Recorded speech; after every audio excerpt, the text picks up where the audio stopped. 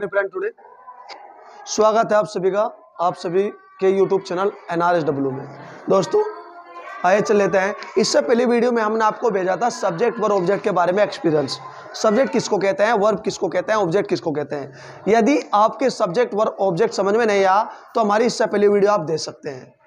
YouTube channel NRSW and Facebook भी NRSW Facebook channel. दोस्तों follow me please.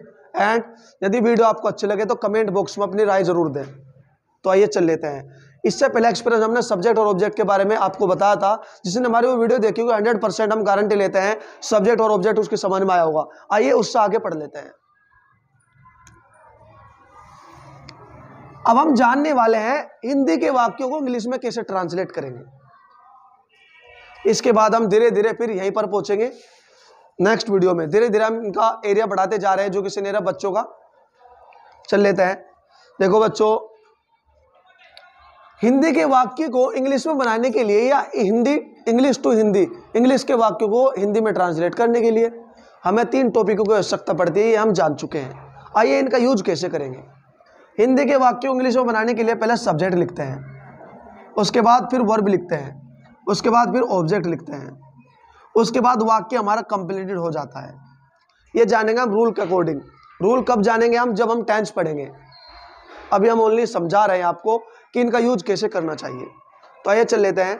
जैसे वाक्य हमारा, तुम मैदान में खेल रहे हो, तो सबसे पहले हमें इसमें तो सब्जेक्ट ढूंढना चाहिए। सब्जेक्ट हमें पता लगे क्या है, तो सबसे पहले सब्जेक्ट का स्थान है। सबसे पहले हम सब्जेक्ट की इंग्लिश लिखेंगे, यानी कि तुम पहले रखेंगे, तुम की इंग्लिश। उसके बाद वर्ब लिखेंगे। वर्ब क्या है, खेल रहे हो, मतलब इसकी इंग्लिश लिखेंगे। तुम प्लस खेल रहे हो, ऐसे बनाएंगे, खेल रहे हो, इसकी इंग्लिश लिखेंगे, खेल रहे हो। उसके बाद लेते हैं ऑब्जेक्ट प्लस ऑब्जेक्ट। ऑब्जेक्ट है मैदान में, उस सबसे बाद में ऑब्जेक्ट का स्थान होता है, फिर लिखेंगे मैदान में। उसके बाद वाक्य कंप्लीट इंग्लिश में बन जाता है। ऐसे अगले में, वह पुस्तक पढ़ती है, तो शुरू में सब्जेक्ट रहता है। सब्जेक्ट आप जानते हैं, वह लिखेंगे पहले, प्लस उसके बाद लिखते हैं वर्ब। वर्ब क्या है, पढ़ना, पढ़ती है, यानी कि पूरी वर्ब है, इसकी इंग्लिश लिखेंगे पूरी, प्लस उसके बाद लिखते हैं ऑब्जेक्ट। ऑब्जेक्ट है पुस्तक। ये वाक्य भी कंप्लीट हो जाता है। उसके बाद लेते हैं हम सो रहे हैं। शुरू में लेते हैं सब्जेक्ट, सब्जेक्ट है इसमें हम, प्लस उसके बाद लेते हैं वर्ब। वर्ब क्या है, सोना, सोने के मतलब सो रहे, पूरा लेंगे वर्ब, सो रहे हैं। उसके बाद ऑब्जेक्ट। ऑब्जेक्ट इसमें है नहीं तो समझ जाओ, ये फुल स्टॉप लगाएंगे हम इंग्लिश में और ये वाक्य कंप्लीट हो जाएगा। शिकारी रन का पीछा कर रहा है, तो शुरू में हम सब्जेक्ट लेते हैं। सब्जेक्ट है इसमें शिकारी, तो शिकारी लेंगे, प्लस उसके बाद लेते हैं वर्ब। वर्ब क्या है, पीछा करना, पूरा पीछा कर रहा है,